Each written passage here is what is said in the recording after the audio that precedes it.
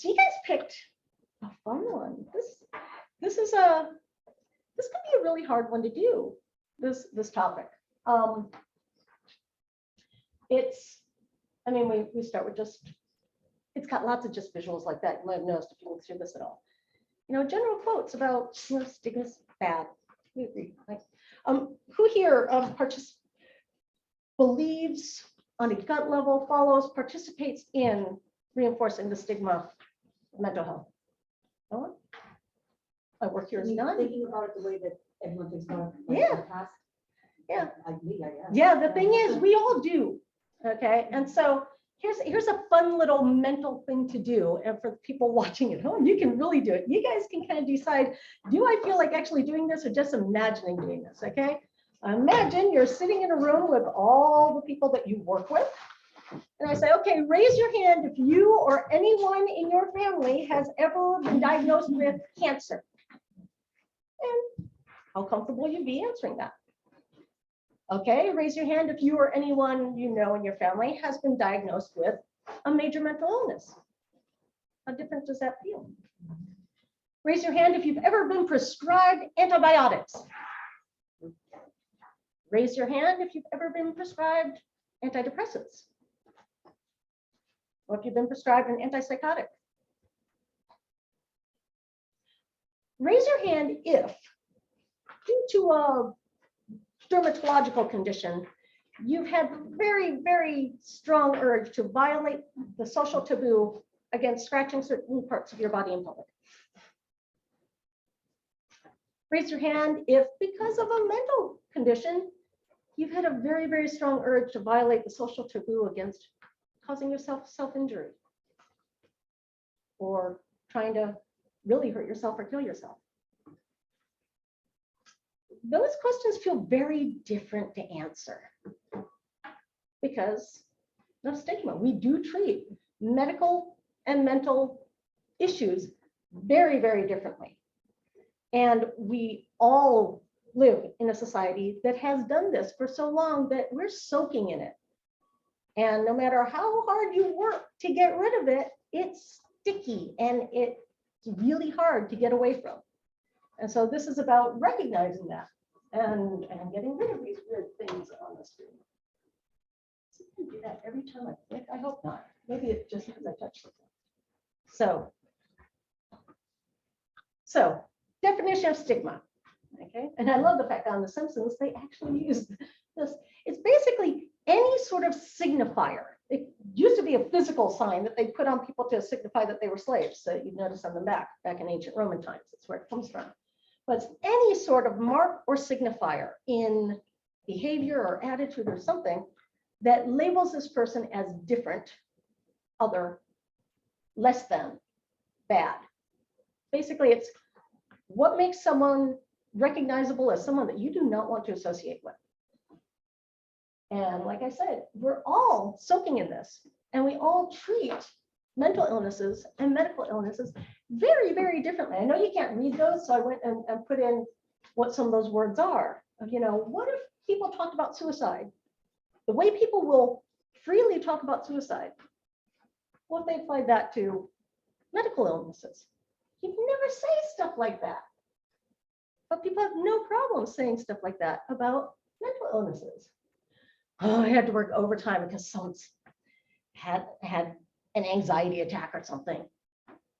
I mean, even just suicide, we don't say a person died from complications of depression. We don't even say they died by suicide. We say they committed suicide. It's a crime. You commit crimes. You don't say you committed a heart attack, but so why do we treat mental health and medical health differently? They are very, very similar. When you're sad, it's like when you got, just the sniffles. You're a little bit off your game, but you can function. Okay? When you get a cold, that's like grief. It's noticeable. You might have people saying, maybe you should stay home. Take care of yourself for a few days and then come back. Depression, that's like having pneumonia. Yeah, you cannot work. You can't do anything else. You need to be focusing on getting well. You might need to take medicine. You might need to see a doctor. You might recover fine without seeing a doctor. You might die. And then recurrent depression, major depressive disorder recurrent, is kind of like a person with asthma. They might be fine 90, 95, 100, 99% of the time. They might be taking meds every day to keep themselves breathing fine. And every so often they have a flare up and they are doing as well because their lungs react to the environment in a way that makes it hard for them. Person with depression, they may well be fine most of the time. They might need to take meds every day to stay on that even keel. And every so often they might have a flare up in reaction to something else that does not affect someone else's brain the same way. Same as dust might not affect someone else's lungs the same way. But for some reason, we do have like a very clear line between these two and treat them very, very differently. Now, stigma is this magical self-reinforcing phenomenon. The fact that there's a stigma makes people reinforce the stigma because no matter how much you say there shouldn't be a stigma, I mean, like, look at this. Addiction is not addiction is a disease. People helping work with people who suffer with substance abuse disorder and addiction. They want people to stop treating them like they're just criminals or junkies. Say no, it's a disease, not a choice or a mental illness. Like, wait, I hate to break it to you guys, but substance abuse disorder is in the DSM. It is technically a mental illness, but they will hasten to say, oh, but we're not in that group. We're not, we're not what you think, but we're also not that.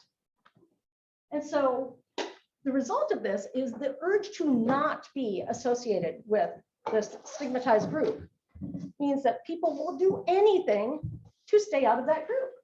They will not seek help or self-identify, and they'll go out of their way to be even more hostile towards people who are in that group, just to make sure that no one mistakes them for being in that group.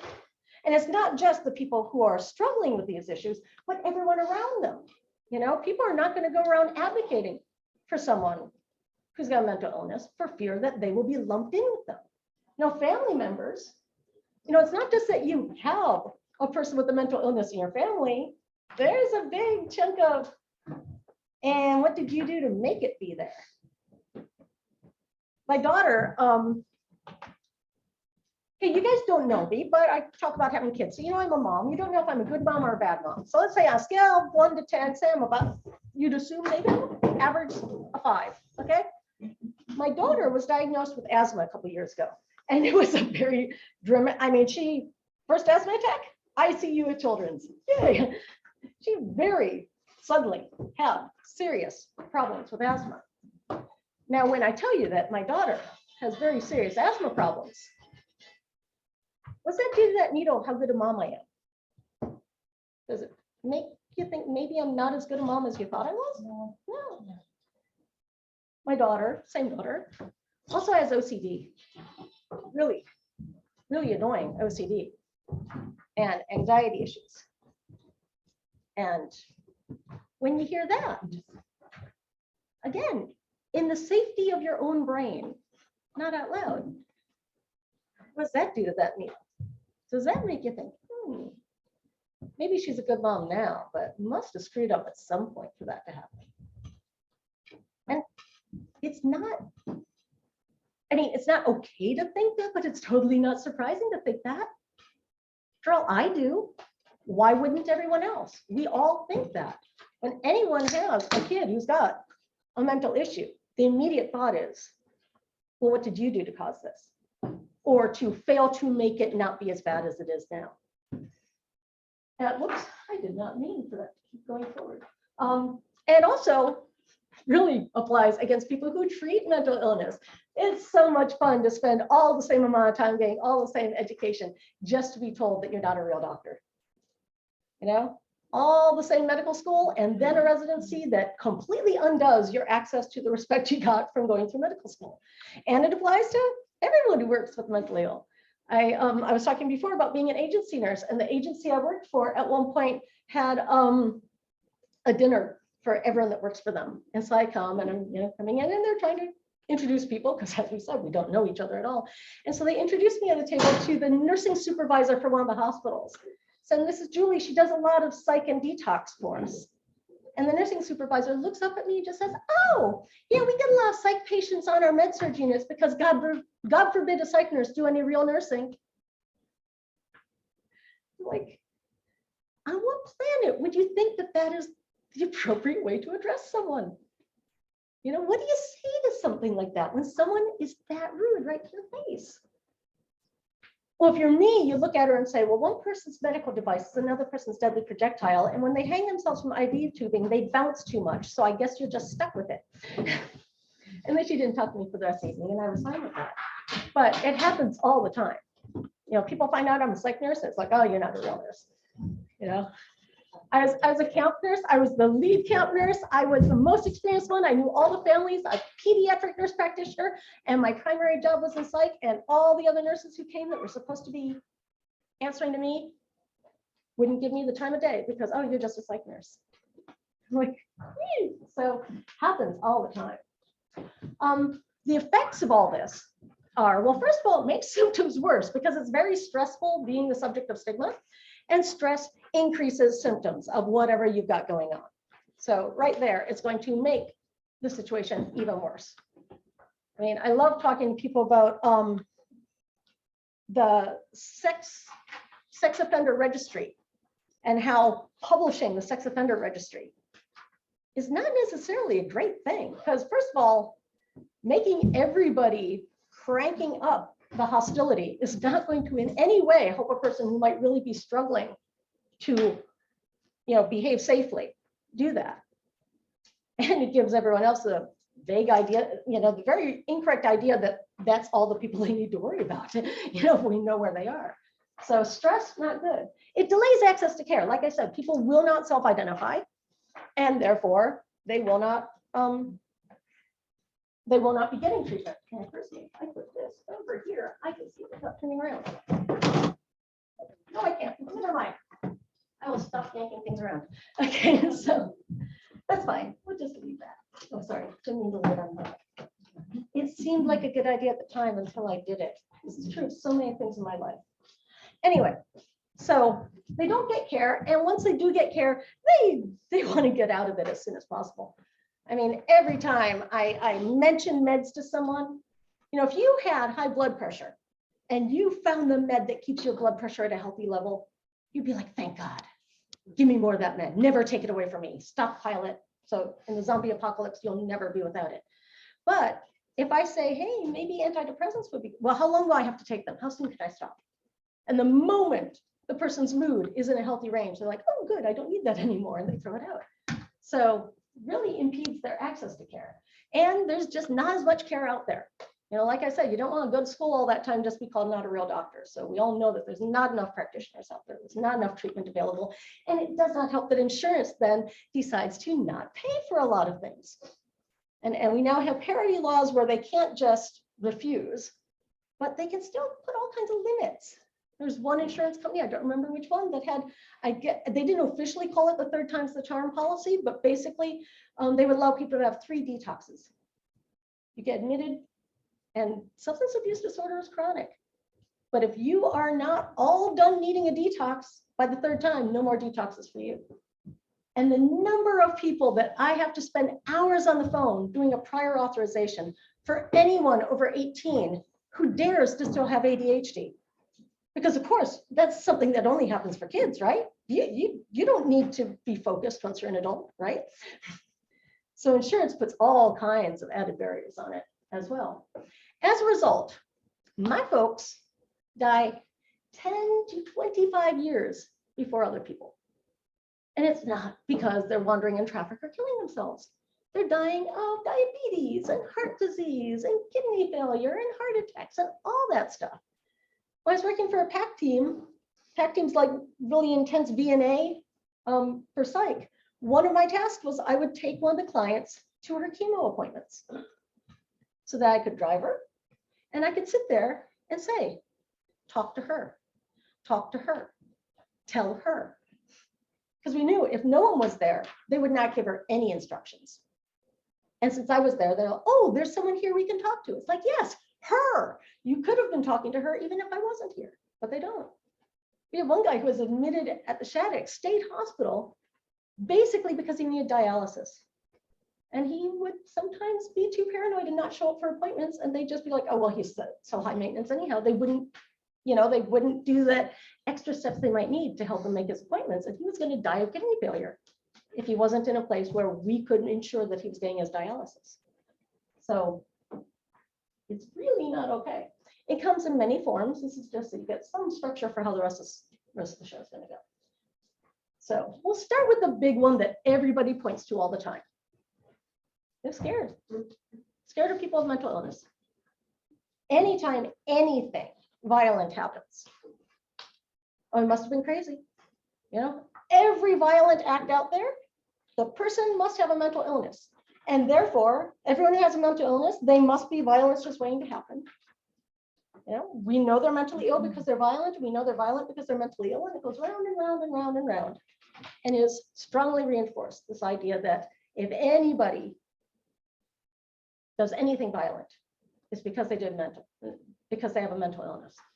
I hate to break it to you, some people out there are just evil. They're just mean. They just have callous disregard for human life. In school, we see this in the context that every time I tell anyone what I do for a living, they're like, oh yes, we need more help for mental health in schools because all of those school shootings. I'm like, mental health in school is not just about preventing school shootings. There are other things going on in schools related to mental health. Oh yeah, I know. Sometimes the kids are just like yelling and screaming and trashing. It's like, yes, that also happens. But you know what? Sometimes they're just sitting in the back being very, very quiet. We care about that too, but that's not what people think about when they think about mental health in schools or mental health in kids. We've got teachers and everyone who's like, tell me everything about this kid because I need to know if he might go off sometime if they've got a mental health issue. And just policy-wise, if they do have behaviors related to their mental illness, at that point it becomes, okay, yeah, it's just behavioral, and they get suspended, they get expelled and denied services. So in the law, once they grow up, it gets even worse, okay? For one thing, you're not gonna ever be considered a viable witness, even if you're the victim of a crime. I was on a jury and it broke my heart because it was a he said, she said of whether she fought back or whether he was, attacking her. And he managed to get her, she was beaten up. And when the ambulance came, she didn't want to get in it because they were going to take her to St. Luke's. And they always restrain me when I go there. And they took her to St. Luke's, where they did not assess her at all. She had to go to her primary care doctor the next day to be assessed for how getting hit might affect her, given that she's a hemophiliac. And so, yeah, and he got off. I mean, I was crushed because it was clear that all I could do is make them take longer, and then they would all want to hit me too. But there was just no way I was going to get the other 5 people. Like, well, yeah, obviously, I mean, look at her and look at him. So they're more likely to get arrested. Had any number of people where, if there's like a fight breaks out in a homeless shelter and one person has mental illness and the cops show up, they'll be like, yeah, take that one. He's the one who's acting so out of control when someone else came and started taking all of this stuff from him. And once they're arrested, there's this idea that like, oh, you'll just get off because you're mentally ill. No, you get locked up potentially forever without a trial. Because if you're arrested and they think that you're mentally ill, you get remanded over for being assessed for whether you are competent to stand trial. And thus you stay on a locked unit until they decide you are competent to stand trial. There's one woman who was arrested. She was charged with assault. She said she was trying to defend herself against a gang rape. It'd been 8 years since it happened. The odds of her being able to get any evidence, if she ever actually did manage to stand trial, was really, really slim. There was another guy where he had been found not guilty by reason of mental illness and remanded to a hospital. And he responded gloriously to Risperdal. I've never seen, I mean, he was way better. He was now sane. And he'd done everything that the DA said he had to do to be able to, because the DA has to sign off on him being able to be released from the hospital. He'd done everything that was required. And when the DA came, they're like, well, no, because it was such a serious offense. I'm like, is there anything not existing in the past that he cannot change, that he can now be trying for? Because you said if he did this and this and this. And if you're saying that, you wish the victim's family has to have a say, the victim's family did have a say because it was his own mom that he'd killed. And his siblings wanted him to be able to come home.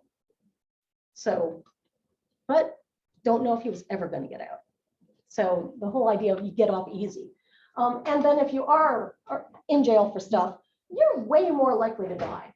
That chart that you can't really see, the green bar, the blue and the green bar are how many people have that illness, what percentage of the general population, and the red is what percentage of the people who are executed have that diagnosis. And even aside from criminal situations, if you have a mental illness, you cannot own a gun. And I personally would really kind of like no one to own a gun. So I have a hard time really advocating for giving more people guns, but I kind of think it's not fair that if you have PTSD from your husband beating you up a lot, he can have a gun and you can't. That kind of does not strike me as very fair. You cannot fly a plane. And it's fascinating when you read the regs, it's like, if you're taking meds, you can't fly the plane.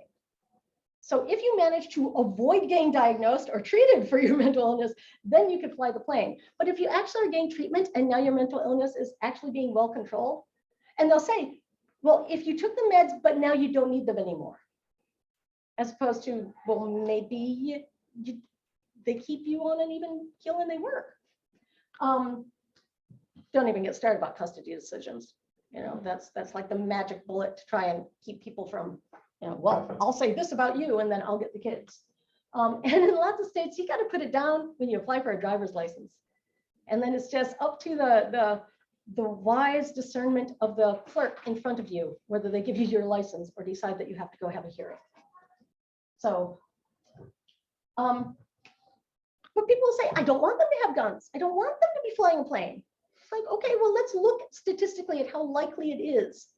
Okay, the predictors for who will be violent are, have they been violent before? Do they live where violence is like normalized? Are they young and drunk? I always say, if you're walking down the street and there's a guy who's like talking to no one here and there's a drunk teenager over there, which side of the street do you want to be on? Most people would go towards the familiar drunk teenager when really you're way more likely to get things going badly with the young and the intoxicated.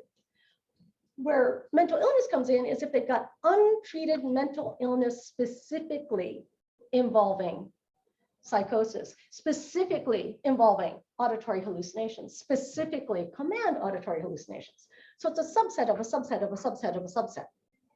And yet everybody with mental illness is viewed like a ticking time bomb. Part of it is if you Google mental illness and violence, you get a very high correlation. It's like if you Google assault, sexual assault, bathroom, and trans, you will get a very, very high number because people who are trans get sexually assaulted in bathrooms all the time. Google searches tend to not distinguish between perpetrator and victim. And as I said, when you are recognized to not be a viable witness before they even attack you, you are just a sitting duck to be the victim. That you will, the DA won't even press charges because what jury would believe you when you say that this crime happened against you? So as a result, it's not just random people. We hear a lot about these shootings. You notice how many of them are people with mental illnesses, not the ones shooting, the ones getting shot. I mean, the kid was 13, had autism, was having a meltdown in the backyard. Somehow he survived getting shot 11 times. And as family said, basically the system expected a 13-year-old in the middle of a meltdown to behave with more self-control than the armed staff that showed up when they were called to come help with this kid who was having a meltdown. Daniel Prude, Charles Kinsey, he was helping one of his kids from a group home. He was a staff person, lying there with his hands up in the air. And they say, oh, well, I thought the kid had a gun. I was shooting for the kid and I hit you by accident. It's like, okay, why did you then handcuff him for 20 minutes afterwards if you thought he was the victim of an attack? You know? 4% of the general population have mental illness. What percent do you think of police shootings are people with mental illness? Call out numbers. 90. Not quite. It is a quarter though. Keep in mind, diagnosed. There's lots of people out there who have dutifully refused to get diagnosed because it's going to go badly for you if you get diagnosed. And then in more recent topical, Joseph Rosenbaum, shot by Kyle Rittenhouse. Not getting into the whole Kyle Rittenhouse general question. I am focused on the fact that the prosecution worked so hard to keep out of the testimony the fact that he had just been discharged from the hospital. If you saw the video of him swinging a plastic bag around, that was his possessions bag from the hospital they was throwing at him. And you think about it, the prosecution knew, well, gee, we can see what we see on the video, but we can't decide based on that, because if the jury looking at the same video, if they look at the exact same video and see a person swinging a plastic bag versus if they see a person swinging a plastic bag and they know that that person has a mental illness, they're totally going to side with the person who shot him. And the evidence did come into the testimony, thus setting it up for the defense lawyer in the closing arguments saying, I'm glad he shot him. Because they assume that he was not just throwing a plastic bag, but was going to grab the gun. And if he grabbed the gun, then he was going to go shoot more people. And he would have used it against somebody else. Kind of glossing over the fact that Kyle Rittenhouse did in fact go and use it against somebody else twice, right after that. But the basic assumption is, if he has a mental illness, he deserves what's coming to him. So how do we get to this point where people think that it's totally okay to dehumanize? It starts in childhood. It starts with all the teasing that we do. All the, making jokes about it, using, casual words. Oh, you're totally mental. Oh, you're crazy. And just wanting to keep that line drawn. We know who's on which side of the stigma line. Now, I know people pass these around as being jokes and being funny, and it does end up making it look like people in the mental health community have like no sense of humor. And I want to point out that we do have very good sense of humor here. The key is, the difference is, as with any marginalized community, if you are not inside that community, do not make jokes about people inside that community. That's just a good general rule of thumb for any marginalized community. And you can look and see, the ADHD one, everyone with ADHD, they're like, yeah, oh yeah, oh yeah, oh yeah. That people within the community can look at that and identify with it and recognize it as, yeah, that's a person within the community who made that. Another one that I got, the bipolar bear one, I took out of it because I'm like, yeah, that's first of all a pun. Puns are never good, but also very much probably an outsider made that one. Anxiety. Anyone have an idea what really lets you know that that's totally someone who knows what they're talking about? That last one. What if I'm just right and I can never live up to it again? It's totally, yep. Okay. So part of why people really want to avoid being labeled with any sort of mental illness diagnosis is because there's this very bright line. And there's this idea that once you cross that line, you never get to go back. It's very hard for people when they are first hospitalized, dealing with the idea that, yeah, I'm one of the crazy people and I never get to not be. There's this very clear dividing line. And after that, everyone will define me in terms of this. Everyone, whenever anything goes on, they will see it through the lens of, oh, well, that must be because of this. You have a bad day. Oh, did you not take your meds today? You know, when I ask people about, do you hate it when kids with ADHD don't take their meds on the weekends? And they're like, yeah, because they're awful on Mondays. I'm like, okay, it's Monday. Are you setting the bar a little bit higher for the kids with ADHD just because they take meds? And someone who's not on meds is like, oh yeah, they're having a bad day because it's Monday. So, yeah. And again, stigma comes in social stigma and also self-stigma. Like I said, we're all soaking in this. So part of what happens with this also is people who have the mental illness start to define themselves in terms of it. Now, that's one of the things that's really hard of how to navigate it, especially for like adolescents who are looking for somewhere where they feel understood and a community that they feel connected to. And they find a community of other people who share their struggles. And they're like, good, finally I'm understood. Except your ticket to belong in that community is that you are still struggling. Lots of people with like self-injurious behavior, where a big barrier to recovering from self-injury is the fact that then they would not belong with the friends that they've made in the self-injurious, people struggling with that community, and have to go find a new community to be part of. So lots of people, it becomes very much their defining characteristic, and that's not good for long-term things either. Part of being defined is that people then, the moment I define you as this, I know everything about you, I'm going to judge you for it. Oh, you're on meds. Oh, and you'll see within, there's always the split fighting within it, within the mental health community, the people who are like, I don't need meds. You must be weaker if you're someone who needs meds.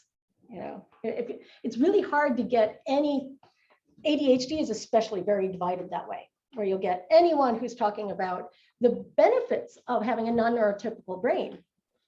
It's like it's lockstep with, and it's a terrible, terrible, terrible thing to ever take meds. It's like, no, it's great to be able to think about 8 things at once. Not so handy when you're taking a test. Might be nice if you could take meds sometimes to have that not be a problem. But then again, in ADHD, it just also jumps back on the parents. There's lots of this out there of Ritalin, so much easier than parenting. Oops, wrong way. There you go. People get very frustrated with people with mental illness and start off by acting like it's a huge inconvenience for everyone around you that you have a mental illness. Person comes and finally discloses that they're feeling depressed, and people will frequently say, oh, but look at all the good things in your life. And love this analogy. It's like turning to an asthmatic and saying, come on, there's plenty of air in here. What's your problem? And it's an excellent metaphor, because the thing is, when you've got depression, you do not have the neurotransmitters to feel pleasure. So you can look around at all the pleasurable things around you, and you cannot feel the pleasure in them. So having someone point this out to you really is not helpful to that whole process. Lots of stuff around ADHD is just, oh, you're not saying limits, you're bad parents, and so on. Then there's the fact that these are invisible chronic illnesses. So people get kind of like, oh, still that? You aren't over that yet?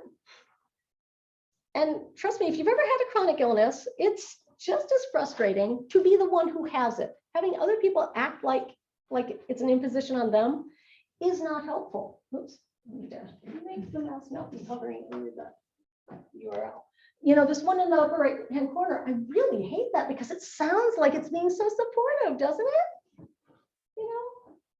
Not being able to convince them, they're drowning, and you just need to convince them that they could save themselves if they just stand up, says the person in the shallow water looking at the person who's out in the middle of the lake. Come on, just stand up. It's very frustrating the way people have that attitude. And it'll come out in all kinds of really annoying places. My oldest daughter, she was a foster kid, so she's got baggage. And that she's got past history diagnoses of, depression and anxiety. She has a current diagnosis of lupus. So after 2 years of being treated by this rheumatologist, all the labs showing all the markers for lupus, when she has a flare up that he just can't seem to get a hold of, and nothing he does seems to be working on it, he decides at that point to tell her that, I don't think you actually even have lupus. I think it's just anxiety. It's all in your head. Because if you got mental illness, people can see everything right through that lens and dismiss anything else you've got going on. minimizing. Part of why people get judgy about people being disabled by their mental illness is because they think that it's, first of all, just snap out of it, or yeah, I've been sad too. Oh yeah, I get distracted too. So why aren't you not, why are you saying you've got this ADHD thing? We're all a little ADHD, or oh, I'm so OCD today. Just very, very trivializing it. And the part of trivializing that really annoys me the most, because it's like so socially accepted, is this idea of the mental health day. I need to take a mental health day. It's not like if you needed to go to the gym, you'd say, I need to have some physiotherapy. You would get there. A person who needs physiotherapy is doing a very different thing, and you would call it something else. And nothing against taking a day when you need it, but calling it a mental health day so belittles. I hate that. Take it there, because it's like, mental health day, play hooky, let's have some fun. What would you like to do? All these people are defining a mental health day as you're just lying around eating bonbons. Mental health day really looks more like this. It's like, I just can't. I cannot function today. But if you're going to call out from work, got this feeling of, but what do I say?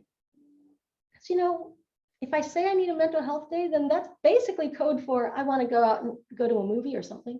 I just want to play. Even if I'm just thinking it inside my head, the moment you think mental health day, you think, yeah, you don't really need it. That's just something for fun. There's also a lot of not just people diminishing and, oh, you're not a real doctor, but active hostility towards, whole people doing websites and rallies around how terrible psychiatry is. I love how the top two are basically saying meds are poison and evil. And that bottom one is basically, why didn't he just give me a pill? They would cheerfully have it in both ways, where it's like, it's terrible that they don't give us pills, and it's terrible that they give us so many pills. Now you may notice I don't put the number for people to request things on things that I disagree with. The reason why that one's got a number is because it was on the internet and people started playing with it a bit. So some people just corrected it a little, and some people corrected it other ways. This person, I know you can't read that paragraph. It's a very firm paragraph about exactly what that is. Or just more directly, this is medicine, you idiots. And I love how it ends with, this is a photo of a forest. This is a photo of pills. This is a photo of a very displeased cat. Stop doing this stuff, because it's really not okay. But yeah, you go online, it's just ghastly, the things you'll see. And the things where people, whisper, if you don't know, is like basically putting text out to other people sort of anonymously. It's sort of like Twitter, but with pictures. And so that's what people will be saying to be supportive to people. So, but mostly what people do is they just pretend it isn't there. They ignore it. My daughter found this, I love this cartoon here. When we break a bone, inside my cast. When we get a bad cut, oh, look at all the stitches. When you're puking, you take time in between to post on Facebook how awful you feel. But you struggle with mental health issue, like, no one will say anything, and again, it's the stigma works both ways, and you also kind of have to go along with it to get along. The return from hospital form that I've got, one of the questions on there is, what do you want everyone to be saying about where you were?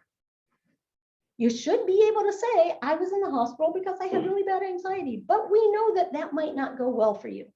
So what would you like us to say instead? So that it isn't just this huge echoing silence.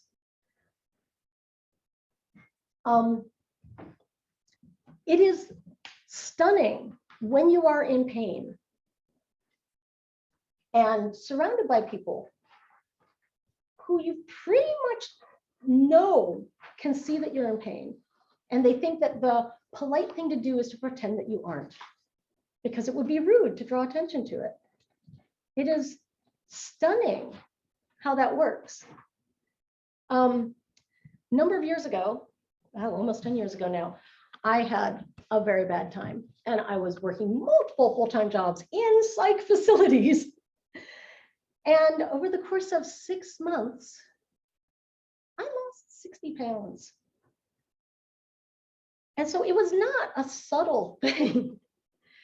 And people asked about it all the time because we live in a really sick and twisted society that thinks that that's a really cool thing. And so people will be, you know, hey, how'd you lose the weight? And being me and averse to lying, I just say, soul crushing levels of despair. And if I was lucky, they'd look a little embarrassed and never speak of it again. Many times I'd have people get mad at me. They're like, well, I can't use that. I thought you were going to tell me something I can. Don't you see I need to lose weight here? Come on, you're not helping me here. It was really amazing that that would be the reaction from psych professionals on the hospitals. Never had a single person. I found out afterwards, talking to one friend, she told me years later that at some point, one of the other staff person heard her complimenting how I looked. And he took her back and yelled at her for it, saying, you don't know what's going on. That might not be a good thing. He never said anything to me to see if I was okay. But I guess he got halfway there maybe. So, but it is really amazing when you've got something that is huge in your life and society tells you you can't tell anyone. And if you cannot hide it, society bends over backwards to ignore it. It's really stunning how that feels. And then sometimes you do point it out and you lose your job. Active discrimination is extraordinarily common.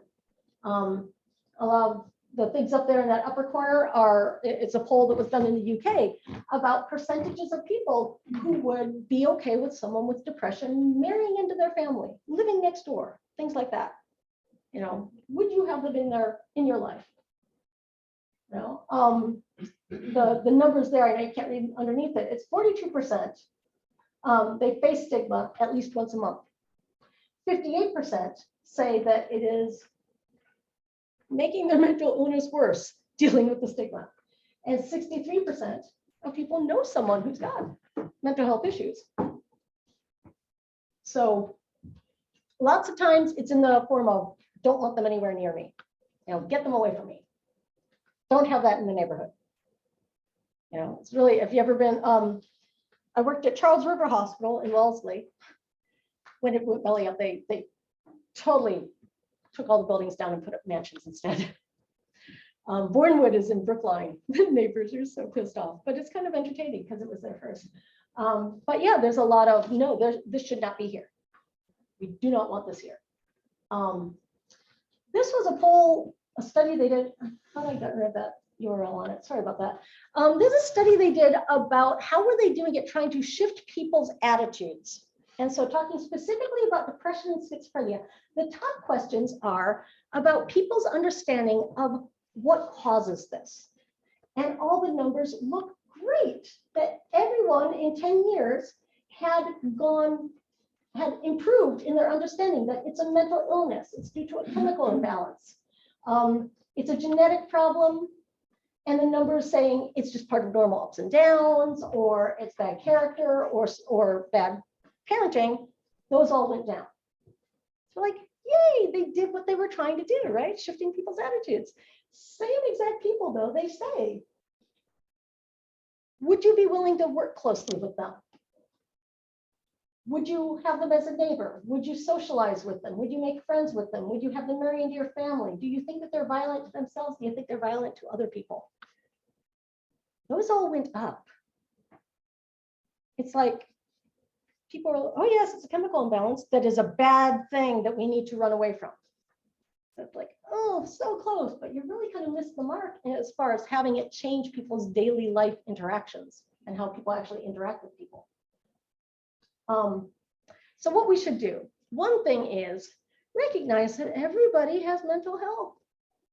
Sometimes it's good, sometimes it's not so good. There is no line. It's a big open field, and sometimes you go to that end of the field, sometimes you go to this end of the field, you go back and forth. Anyone ever watch West Wing? I love the second year Christmas show where Josh is seeing someone about symptoms he's been having that are manifestation of PTSD. Because when the psychologist he's talking to says, I diagnosed you the moment you came in, you've got PTSD. First thing he says is, that doesn't sound like something you're allowed to have when you work for the president. And just the automatic, if I've got a major mental illness, my life is over. That's why you have to try and run away and hide from it. But the neat thing is, one of the other characters at the end who started all this, and he says, no, as long as I've got a job, you've got a job. And he tells a story about a guy who's stuck in a hole, and a doctor comes along and he's like, get me out of the hole. And the doctor throws him a prescription and walks on by. And the guy's like, stuck in a hole. A priest walks by, writes down a prayer, tosses it, walks on by. Because I'm stuck in a hole. Friend walks by, jumps in the hole. He's like, well, that doesn't help. Now we're both in the hole. The friend says, yeah, but I've been in this hole. I know how to get out. And that's what we really need, is understanding that, yeah, people will have sometimes good, sometimes bad. And that's how we help each other, is by helping people go more towards the healthy end from understanding it. This mental health continuum model, this particular slide, I don't technically have permission to share. I mean, this was in a study. I mean, it's from a paper. It's like public knowledge, but I contacted Canada, where I got that from, and they said, no, you can't use it unless you take our training because you might misinterpret it. I'm like, y'all don't own that information. That information is out there. Okay, I just liked it because I like your colors. So at some point I need to make my own copy of them. We also can do better about speaking up when we see it out there. I mean, look at some of these headlines that people went ahead. I mean, that roasted nuts, that was when a state hospital burned down. And the paper thought it'd be funny to have the headline be roasted nuts.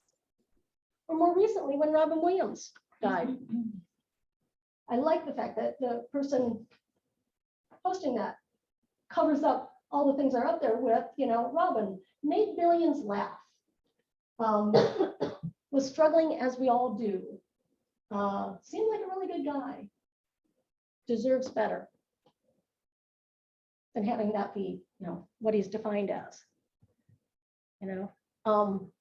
People view people with mental illness, including especially those who die by suicide, as if they're somehow, weak or pathetic, as opposed to, what strength it takes to get as far as you do. Does anyone know what Robin Williams actually had? Didn't he have some type of dementia? He knew it was progressive. Quite aside from that, he had Lewy body dementia. Oh, that's what, yeah, I didn't think of the name of it. Yes, Yeah. Lewy body dementia damages the cells that make dopamine. Dopamine, in addition to controlling like muscles and hallucinations and stuff like that, is the neurochemical that makes life worth living. I mean, it is the one that tells you what you did was worth doing. It's the reward chemical. Without it, there is zero pleasure. You do not feel any intrinsic neurochemical reward for anything happening in your life.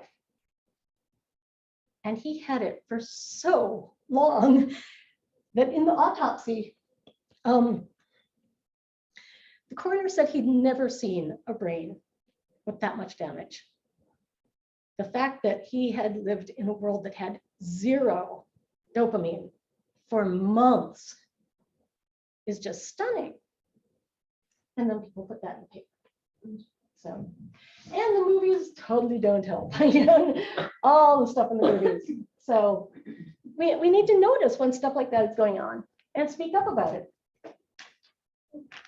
We also need to get a hold of the things people say, specifically, the rude words, try not to call things crazy and so on like that, but also just when a person is looking anything other than perky, cheerful, mentally sound, the way we're immediately, saying, oh, well, you don't look bad, or come on, smile, or hey, what's wrong? Or, you still got this, recognizing, again, I've made those bigger so you can appreciate. Robot hugs is brilliant. I love this cartoonist.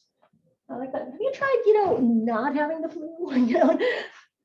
All the things that people would cheerfully say about mental health that you'd never say for a medical one. So recognizing if what you're saying would apply, and not beating yourself up for it, but just being aware of it. I had one nurse consult call once where they were wondering what to do because they knew that one of the teaching assistants in the kindergarten had a substance use disorder history.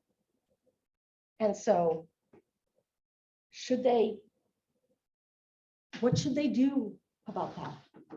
I say, well, you should take a step back and say, what if they had epilepsy? Is there a chance that they might have some manifestation of their illness that might disrupt the class or might be in the presence of the kids and potentially be upsetting? Yeah, but I don't think there's any human on the planet that you can guarantee would never have any medical issue in front of kids that might be upsetting. And if you would not say, well, this person should not be allowed to work there because they've got epilepsy, you might say, well, they shouldn't be the only one in the classroom. Oh, look, they aren't. So recognizing when you're setting a different standard than you would for a medical issue. Now, one reason why people say the wrong thing is because it's really hard to think of what the right thing is to say. People are like, I don't know what to say. And so then I either say nothing or I blurt out stupid things. So there's various things that what hurts, what helps thing is a whole pamphlet. That's just one page of it. But helping people have an idea of what to say. Starting with, if you don't know what to say, a really good thing to say is, I don't know what to say. Followed by what your emotions are. But I really care about you. Or I wish that I could do something to help you. We recognize that if you've got someone who's got like a chronic medical illness, we feel that frustration of, I want, my daughter with her lupus, I want to do something to make her life better. I can't. And so I just periodically tell her that I still love her and I'm there. And if she can think of anything that would make just today go smoother, let me know. And I'm totally there. Same thing goes for everything. I just say, what could help? I know I did the depression one for you guys before, right? So about the dead fish story. I love her. But just the idea of saying, it's not about trying to fix the person. It's not about trying to find the magic words that will make them not have the mental illness anymore. It can be just about caring about the fact that they're in pain right now, and then potentially looking and saying how much of the pain is intrinsic to their illness. And yeah, we can't do much about it, or maybe you can help them with whatever aspects of it you can. How much of it is due to the society around them? How much of their pain is the fact that they need to be keeping things secret or that people are judging them for it? If you've got a kid who's really frustrated by his ADHD and he's getting yelled at in class all the time, could we maybe do something about the getting yelled at in class all the time? While also sympathizing with the fact that, yeah, it's really frustrating when you're kicking yourself all the time for what you just said when you didn't think before speaking. We want to make the world a place where people can be as open as possible, where people can go ahead and say what's going on without it being the end of the world for them. When I'm teaching about self-harm, when I'm teaching about any of those, I have consult calls where a nurse will say, a kid just told me thus and such. What do I do now? I say, well, the first thing you recognize is that for anyone, sharing this information is really hard because they feel like the moment I say it, the sky's going to fall. So your first primary job in that situation, whether they're disclosing abuse or a diagnosis or self-harm or anything, is to hold the damn sky up and not let the sky fall on them. And show them that, no, it's, I'm here with you. And it's not going to be the end of the world that you told, whatever it is that you told. Letting it be okay. The other thing is, remember how defining is the issue? Don't define them. You know, yes, talk to them about their illness and also about movies and also about sports and also about whatever else is going on. Because that's the other reason why people have a real hard time coming out about something, is because they really like to not have it be the first and only thing that anyone ever thinks about them, which is really hard because we've only got so many cubby holes in our heads for all the kids. And we do that all the time. You'll be like, yeah, that's the one who's good on violin. That's the one who's good at math. That's the one who broke his leg last year. That's the one who's got anxiety. You got to have at least 2 cubbies for every kid. Come up with some other definition for all the kids. Why don't more people share what's going on? Well, because it often doesn't go well. This one on the right is kind of a joking thing that goes through various situations in life, and all of them, no matter whether you say yes or no, come down to, oh no, you shouldn't be ashamed.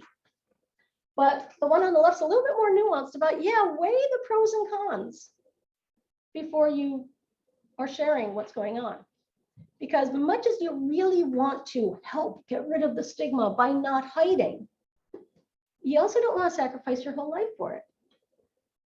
My daughter, when she was applying to colleges, the standard essay now is just basically like, what have you grown the most about, or something like, you know, some generic essay. And she also at the same time had this grade trajectory where they kind of went down during the time when her OCD would not let her touch anything, including computer keyboards, and she wasn't handing in any work for a few months. And then they went back up. And so her college essays were about the very hard work she did to address her OCD and to try and get over it, you know. And she got rejected from every single college she applied to. I mean, some of them were reaches. Some of them were safety schools. Every single one said no.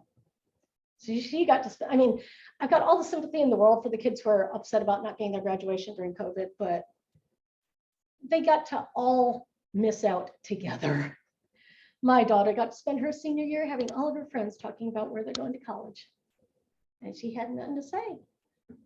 You know? And I wrote to my alma mater, because they don't take anyone anymore, so it was a safe bet. And I wrote to them and said, you know, if she'd written about overcoming leukemia, even though that could totally flare up and cause all kinds of problems, you would have been tripping over each other to take her on.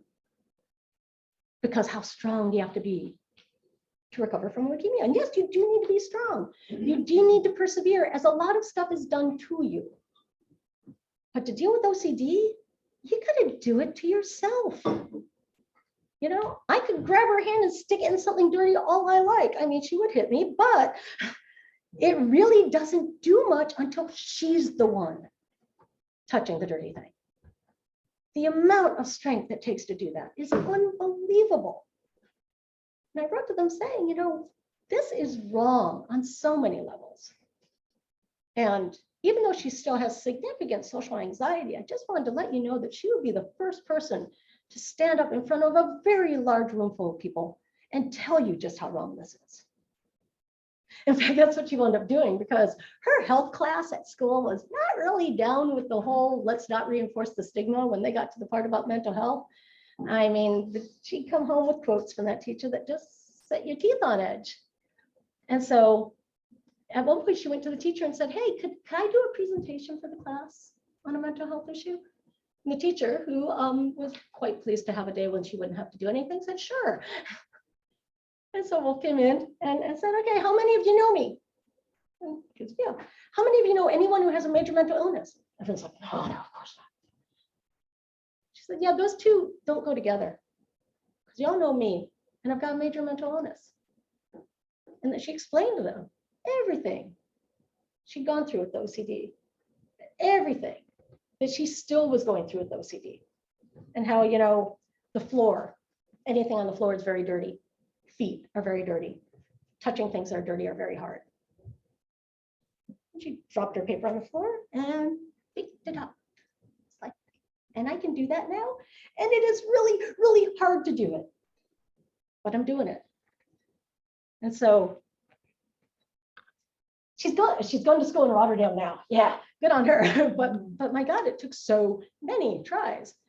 You know, when she was applying the following year, and she had another very gloriously written essay relating it to a metaphor of a Greek story.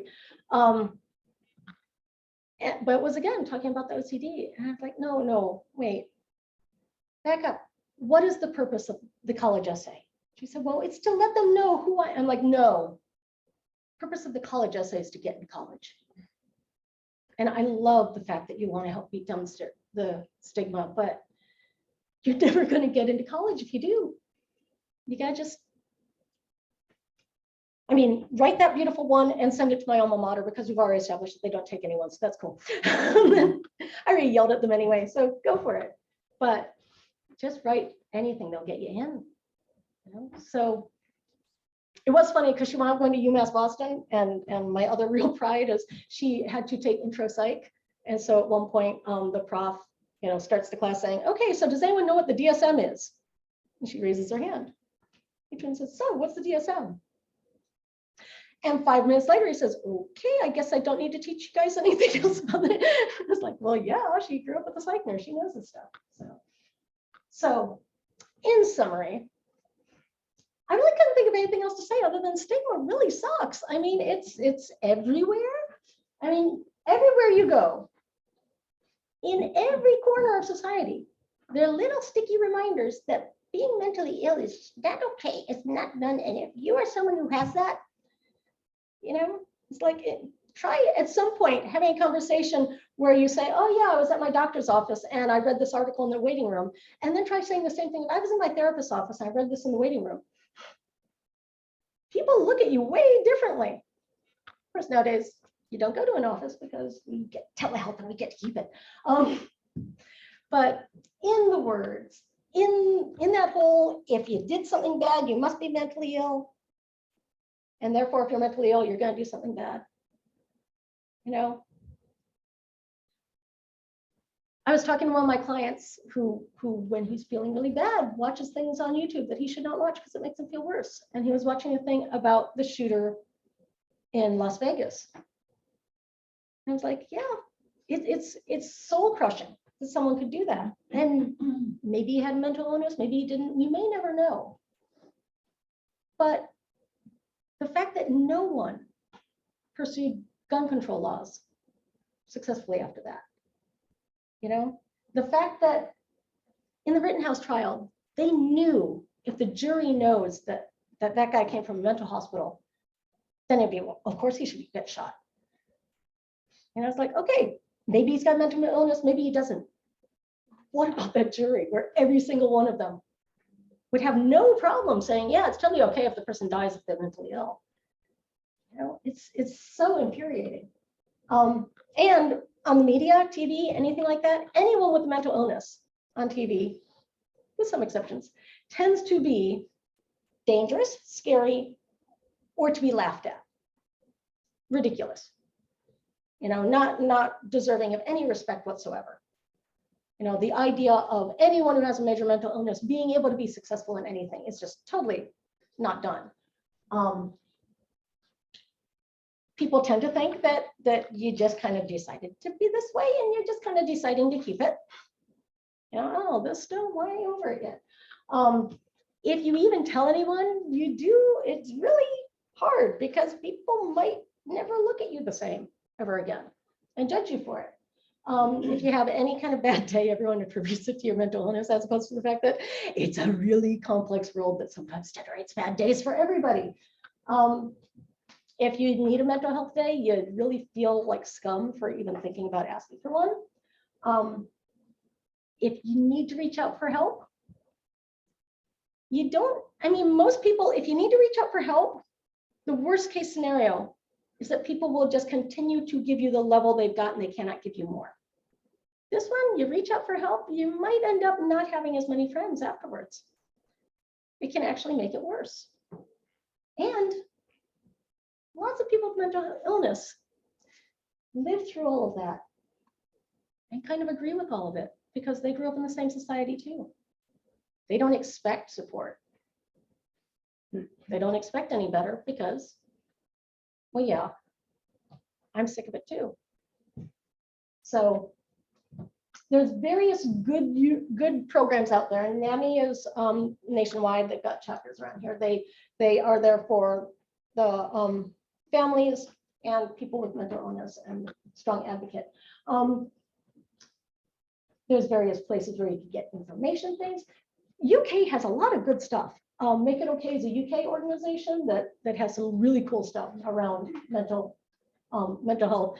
McLean did a anti-stigma campaign. I forget what it's called, but they have big pictures at Logan Airport where it have a big portrait of the person and a thing about their life, including the fact that they have a mental illness, but also, go figure, including lots of things about their life that don't involve their mental illness. You know, it not always being through that lens. I told a story once where I had a friend who's got bipolar, and he went Morris dancing with a friend of his, and then stayed over at that friend's house. And in the morning, he hears sounds from the friend's bedroom, like he didn't think he had a pet or something. And after wondering for a while, he goes and he opens the door, and the friend is kind of like trying to crawl across the floor because the friend's a type 1 diabetic who hadn't calculated right over dancing a lot the day before. And he just desperately needs some orange juice now. And the number of people who think the person with the bipolar should definitely be the point of the story. It's like, no, that's just, you know, he's got that. So there's a podcast of someone interviewing comedians who have depression. There's a lot of comedians with depression. And it is kind of interesting listening to, you know, them talk about what it's like having to go out there and be funny for people when you are, you know, in the pits of despair yourself. And there's various info about all the police shootings that I got the stats from. This again, Ellie Broche and Hyperbole and a Half is amazing. You should buy her books. She's got a new one out. It's very cool. But go to her site. If you like dogs, she's also just got a ton of stuff about dogs. So have you ever seen that the pain scale with the faces that it goes up to I'm actively being eaten by a bear? She made that one. It's a hilarious pain scale. So she's got lots of other stuff there too. Various videos that are worth watching. The How to ADHD, I always try to include one of Jessica's because Jessica has brilliant videos. There's a really cool one about meds and about the infighting. You know, that I think the one I've got a link to there is where when she missed her meds, where for various reasons she ran out. And so she was trying to get through without, and it was not going well. And then she remembered that she had a few stashed somewhere. And so she took the med and her day went better. And she immediately felt terrible about herself as a person, that she needed the med. And then she's like, wait, why am I doing that? Why do we have that kind of attitude that if you have something that a med works for, that somehow makes you a bad person? There's a couple of TED Talks. I don't remember that clearly, but John Oliver, anyone watch John Oliver last week tonight? If you don't like swear words, don't watch this one. But if you're okay with that, it's like 10 years old, and it could be, he could put it out practically every week. Every time there's a shooting, the immediate is, oh, well, it must be because they're mentally ill, rather than anything else to address what may be going on. And so he pointedly talks about the fact that the same people who will say it's all about mental illness are also underfunding mental health and mostly using that to avoid gun control laws. And then don't be bothered by it being Al Jazeera. It's like the UK version. So it is in English, but it's a really cool, like 20, 30-minute discussion segment about police shootings from people not in the US. So back up. There we go. As I said, there's lots of TV and movies out there. I have not seen all of them, but ones that can be fun to watch. Sometimes you can't actually tell why or what's going on in them. It didn't even strike me until I saw it in a list of Breakfast Club. Oh yeah, Breakfast Club totally fits. My Name is Bill W. is a really good one about the founding of AA. Bones, anyone watch Bones? I love the fact that no one ever says anything about anyone's diagnoses in that, but they get just a whole bunch of ASBs in one room and just let them go to town. It's like one of the few places where you see people who are non-neurotypical who are successful. The other two British shows, The End of the Effing World and Sex Ed, anyone watch those shows? I think they're both on Netflix. Britain does amazing stuff about teen mental health issues.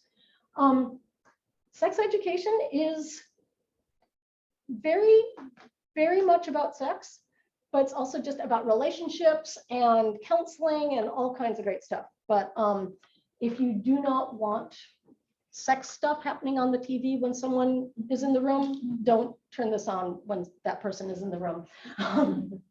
It's basically, it's a kid whose mom, played by Gillian Anderson, is a therapist who is just tone deaf for actual talking to human beings, but she's like counseling couples about their sex life. And he ends up being a sort of background counselor for the other kids. That the other kids would come to him with questions about sex. And so it's very entertaining. I talked about Ordinary People before. Temple Grandin, anyone see that? Claire Danes, amazing biopic.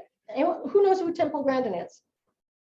Okay, Temple Grandin is one of those very rare people, a person with not Asperger's, which we are problems with terminology, deal with it later. She's got autism spectrum, not the kind of quirky, hard to diagnose. It's very clear universal symptoms of autism. And she's also got PhD. You don't often have these two in the same person, but she's amazing. There's Oliver Sacks' essay about her that is titled Like an Anthropologist from Mars, because she basically don't understand humans and this whole emotion thing, but she's incredibly articulate about being able to explain how she doesn't understand them. So it's very cool. Let's see. A lot of these, you'll get people who, most of the things on the good list are also on the bad list, not my bad list, but like Benny and June. Has anyone seen Benny and June? Everyone who panned it, I don't think they watched the whole damn thing. It's very frustrating because it's basically, it's very fun. Woman has, they never say, but probably schizophrenia, and Johnny Depp comes and he's just kind of being quirky and they hit it off, and people pretty much stop watching it then and say, oh, so they act as if all you need is someone who's quirky, and they don't know, they totally get that when they try to go have a relationship, he realizes that there's a big difference between symptoms and quirkiness. And in the end, it's also about how the family can continue to get her the services she needs without her needing to be under their control all the time. So that's kind of cool. Mostly good. We've got the very simplistic side. This has a lot of the, all you need to do is fall in love with the right person and then your mental illness is all better. You know, they got great portrayals of mental illness until the person falls in love and then they're all better. Similarly, Beautiful Mind was very polarizing. You know that one, right? That's about the man with schizophrenia who, a mathematician. Real hard to tell the difference between math and schizophrenia sometimes. But the movie, again, very simplified. They did not really point out that he kind of went on and off and on and off of meds all of his life. In the movie, it's just, oh, once I realize that that's a hallucination, I just ignore it. Like, yeah, it doesn't work that way. These are good if you know what you're watching. Girl Interrupted is from a completely different era of mental health treatment. You need to keep that in mind when you're watching it. The fact that they are having her hospitalized for being a teenage girl that they can't control is a good start for knowing that that's not the way things are necessarily done now.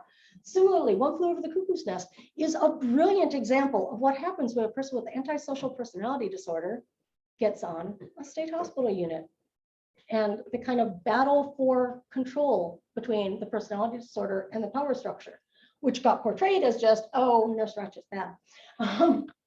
Last King of Scotland, no one's seen that one, right?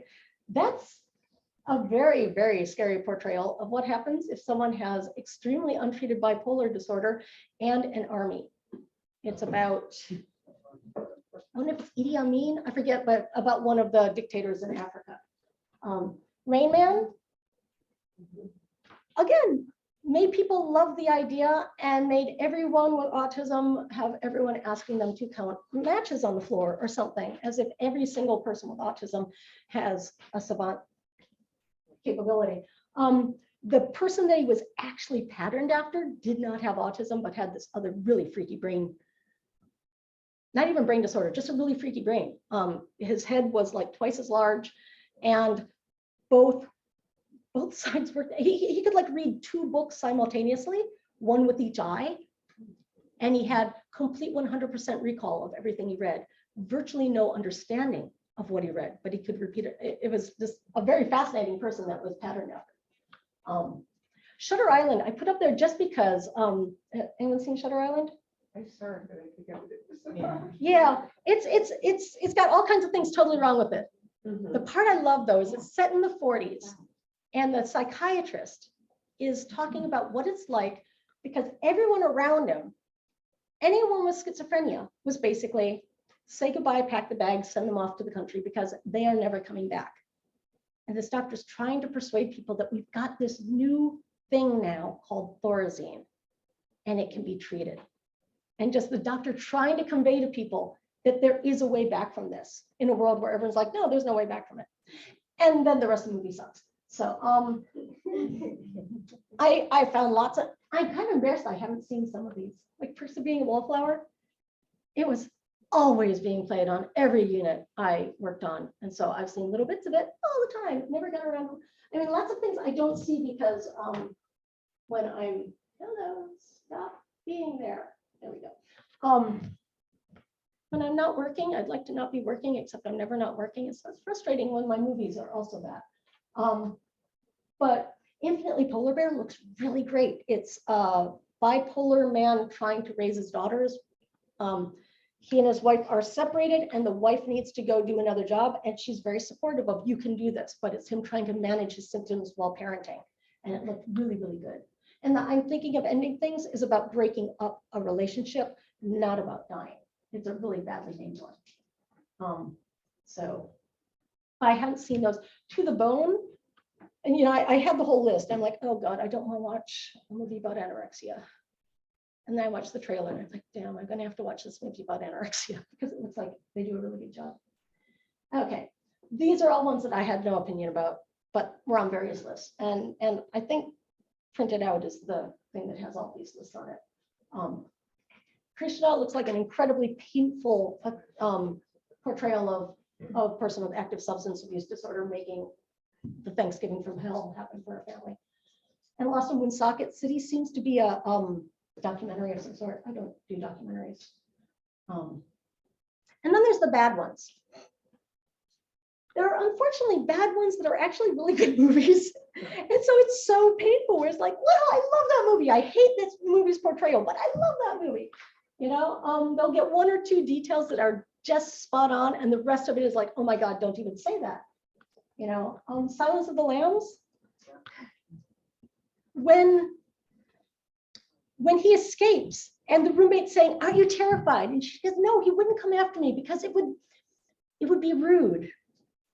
I'm like, okay, that nailed it. When you've got a person with antisocial personality disorder, you find out what matters to them and that you can count on. And she, got that what mattered to him was things like he wouldn't do something that was perceived as rude. So, but yeah. And then the ones with no redeeming qualities, every mad slasher movie ever, basically, all, Halloween, all those things. And 13 Reasons Why. It pisses me off that people will put it up there and say that it's a good portrayal of teen mental health.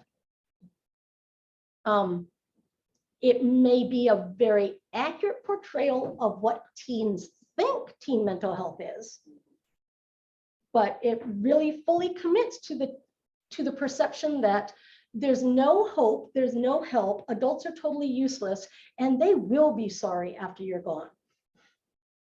It is incredibly dangerous and toxic to have that out there.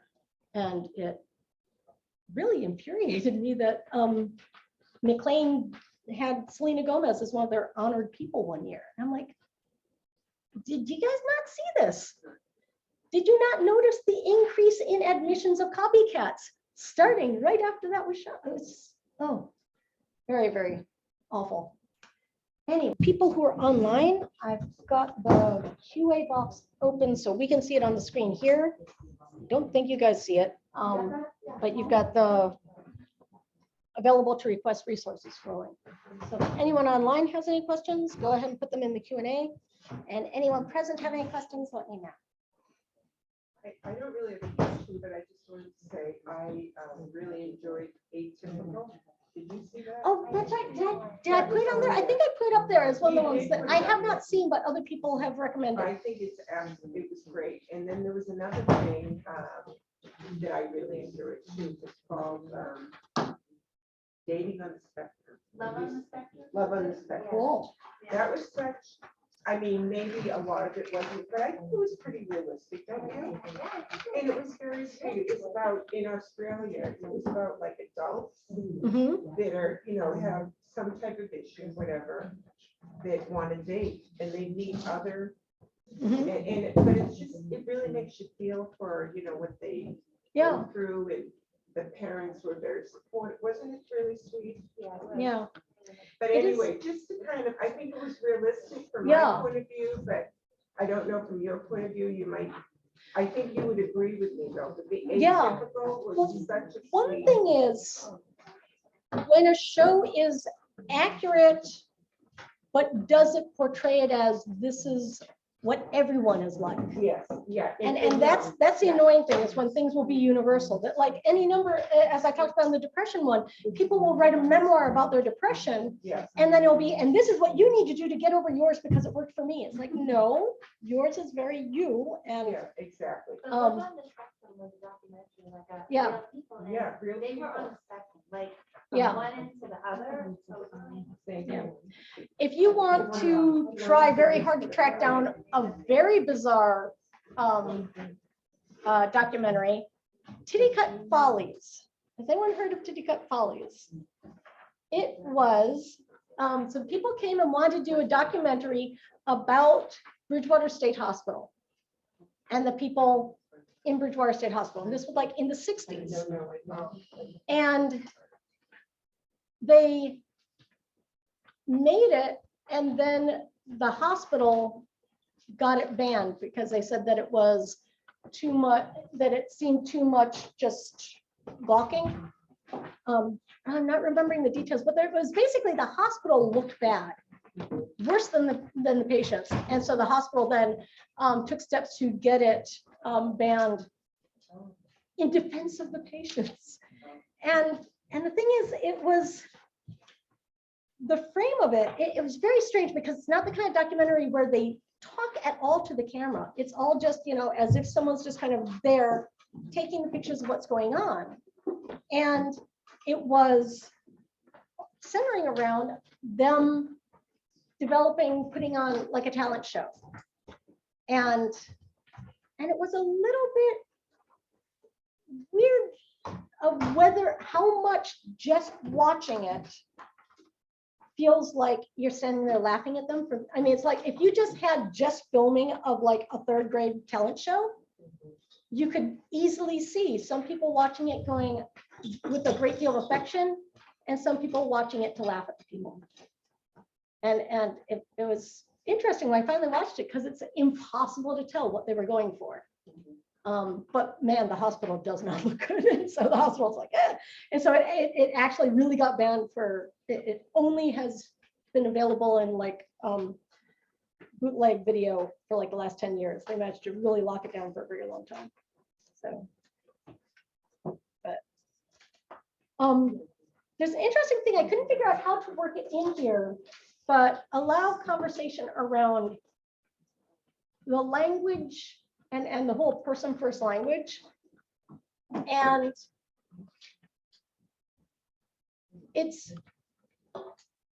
there's a lot of the official what you're allowed to say kind of tone to things. And various people who have mental illnesses commenting on people who don't have mental illnesses, but who advocate for the mental health community, who will then correct the person with the mental illness for referring to themselves incorrectly.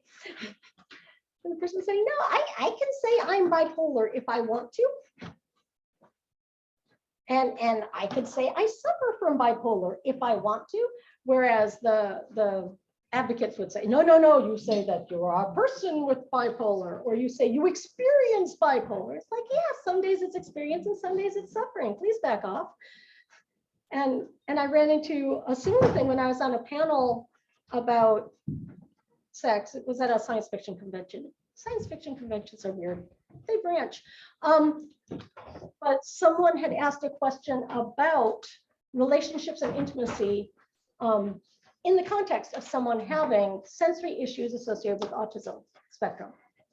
And I made the unacceptable flaw of saying, well, if someone has it really bad, meaning if they've got lots and lots of symptoms, and I got slammed, you can't say bad. I'm like, well, it's not good. I mean, I was talking about severity, but no, you cannot use the word bad. And so it's interesting watching the how words become okay or not okay. And I'm a word person, so it's come that way. Has anyone heard recently stakeholders not being an acceptable word anymore? This is just so funny about how etymology and societal etymology goes totally off the rails. Because someone told me that yeah, we're not allowed to use the word stakeholders anymore. And then linked it somehow to witches. And I'm like, no, I know it's not that. And we looked it up, and what it was that the Native American community would, in the past, there was this issue of people taking their land, you might remember. And then they get squeezed over to a reservation. And then something with their stolen land is being done. And they want to ask all the interested parties around of how do you feel about being downstream from this thing? And oh, look, we're being so magnanimous. We're including the Native Americans. They are among the stakeholders. And the Native Americans are like, no, that's our land you stole. We are rights and title holders, not stakeholders. Stakeholders are interested parties, not the people who actually have rights in this situation. You know, and so it's like calling someone a neighbor when they own the house. It's like, no, it's inaccurate. So don't use it like that. And this burbled around for a while and got shortened and shortened and shortened to don't use the word stakeholders, instead say interested parties. It's like, which allows you to continue to say the wrong, inaccurate thing about them, but just using a different term, rather than you totally missed the point of what they were saying.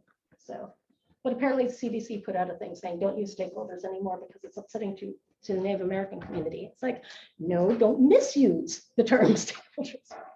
For anyone, if you've got someone who's actually an owner, you do not treat them as an interested party. But, so, anyone else have any fun? I loved that one. I may not look sick, but you don't look stupid. That's awesome. Yeah, when I'm in conversations with the new power structure that my program is now part of, and they say they want to review my materials to see if they're acceptable, I'm kind of like, which ones are you going to be looking at? Because I kind of think some of the stuff I have, you might decide it's not. Oh, I should move this so you can see the numbers. That's right. It's not necessarily as spiffy professional as you might want. Come on, keep smaller so you can see the numbers. Okay. No, not big. Oh, no, not bigger. A new computer, and I hate how if I move a window, it'll decide I want the whole, and it's like, no, I'm moving you to the side, but don't you want me to be bigger? No. So, yeah.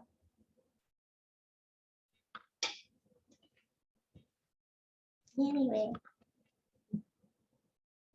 there's not a lot of things out there. I didn't want to put any of the OCD things down because I haven't seen anything that's terribly good about OCD.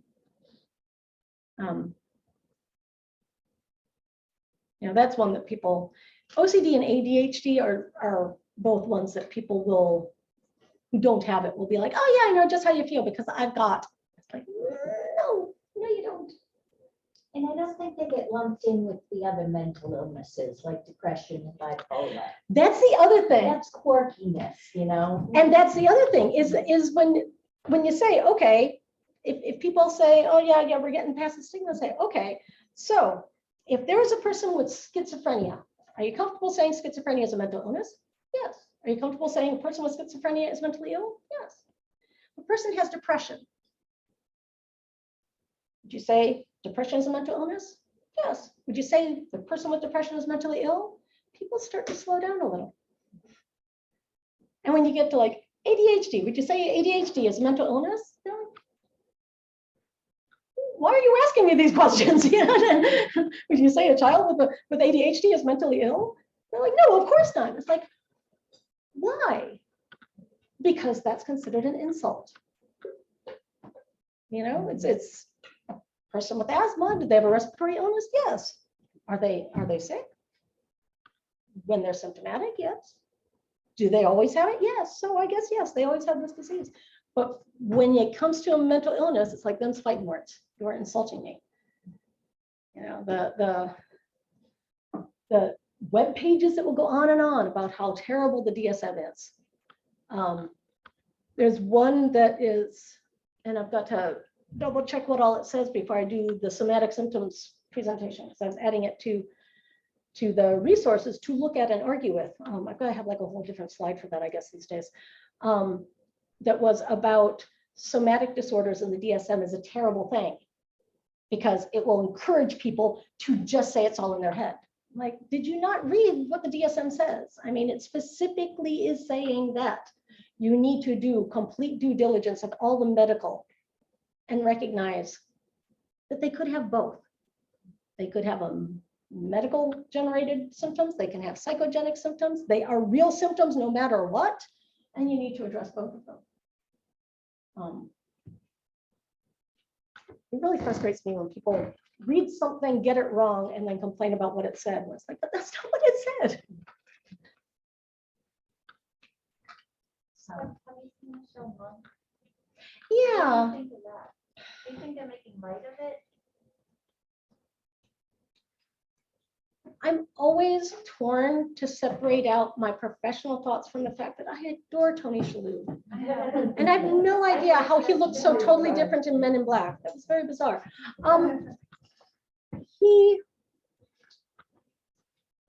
They sporadically do show the heart. They occasionally show it being painful. What they do not show in most places is treatment. I mean, that's the problem with just about all of them, is that they do not show treatment. And that treatment is something that will help. It might help completely, not all the time, probably in the minority of the time. It will help some and therefore is still worth doing. And it might be that you have to, keep switching up the treatment and so on. I mean, A Beautiful Mind could have been a really good movie if it was honest about that. It would have been many, many hours longer though, so I can understand that. But yeah, same sort of thing of, they don't show him trying to not have the symptoms anymore. They show him, well, I am what I am, and I'll just hire an assistant to accommodate it. And that's what you see a lot of is that it's just, you've got what you've got. And there's no progress to be made. And it's such a double-edged sword, because if you do say, okay, and you can do this and it might make progress, it's really hard to do that in a nuanced enough way that doesn't get everyone else going, well, you did that and you didn't make progress, therefore you must just be doing it wrong, or you're lazy, or you didn't try hard enough. As opposed to being, no, it's complicated. Yeah, I've got also mixed feelings about pretty much the entire genre of adolescent mental health fiction. Because on the one hand, it can help kids feel understood. On the other hand, it can give kids a cubbyhole to put themselves in. And whether they would really have that diagnosis or not is hard to say. When I was talking at one point to a treater for my daughter, the OCD, and she was saying, well, we should have her tested to see if it might be PANDAS. I'm like, well, she's had it for a couple of years, so it's not much different to be done at this stage. And why are you even going there? And she's, well, because from what she describes, it happened very suddenly. I'm like, yeah, when she read the book Kissing Doorknobs.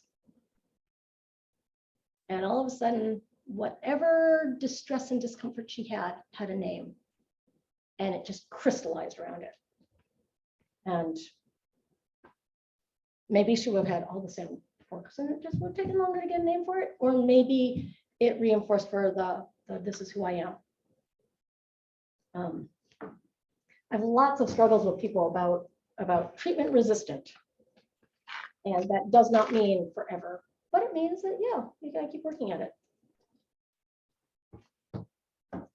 It's very annoying when people start calling it treatment resistant, like when the clock runs out. It's like, but you haven't been doing the treatment. But I've had it for years. It's like, yeah, and you haven't been doing the treatment. So. Can I ask you, like, for OCD, what is it that's being done now? OCD, this is why I got a D in psychopharm. No, not just on one paper. She was so pissed. Okay, so OCD, the treatment for OCD is ERP, expense and exposure response prevention therapy. So you start by categorizing their symptoms, and it's quantified by how much time does it take, how much of your life is devoted to doing these things. And then in a very controlled way, you have the person do the thing and not do their OCD response. So it's like you touch this and you would immediately need to wash your hands. No, you don't. You're changing the volume and you want it to be on an odd number. We're going to stop it on an even number, and you have to sit there with the discomfort of it and sit with it until you're the one who will stop it on the even number, or you're the one who will touch that thing and not wash your hands. It can be helped with some anxiolytic meds. Clomipramine is a good one. More of the older ones tend to be, but whatever works for a person's brain would work for the person's brain.